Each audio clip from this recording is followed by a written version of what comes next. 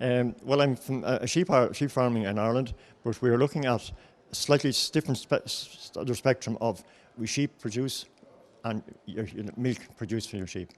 And the comparisons we have really is that we sell 80% of our produce in Ireland is sold as meat, exported, and in Sardinia, 80% of your product is sold as cheese. The farms that we visited yesterday were very technical in their approach, but they also were very, what you say, viable to what we see as farmers. We're looking at the forage they were supplying, and also the systems of farming of their concentrates they're using.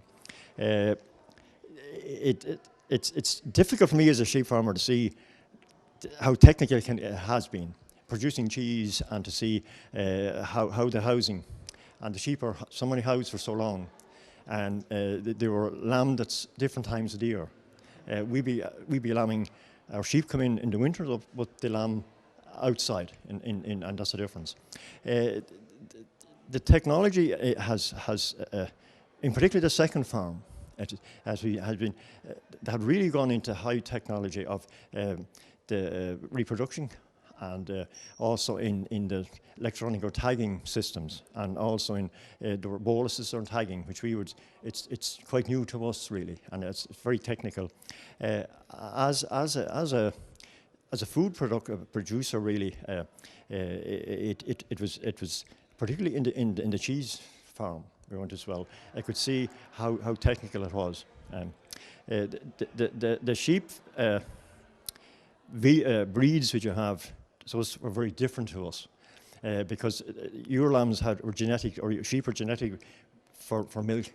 We were looking at for meat, and very different sheep in sheep style of the sheep as a sheep farmer, and also in probably their productivity. They would not be very prolific as we see as producing lamb, but they can produce a lot more milk than our sheep can.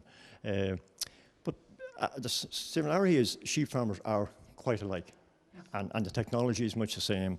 We're all trying to do probably as good a job as we can do to produce a product which is suitable for export for our customers, but also for us to make a viable financial living from what we do.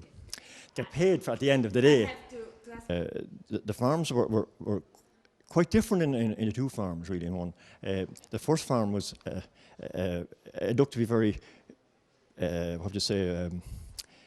traditional to a certain ways, because you'd gone back on systems which have been used back for a number of years. The last farm was very technical, and that's the difference I could see in the two farms, like, you know.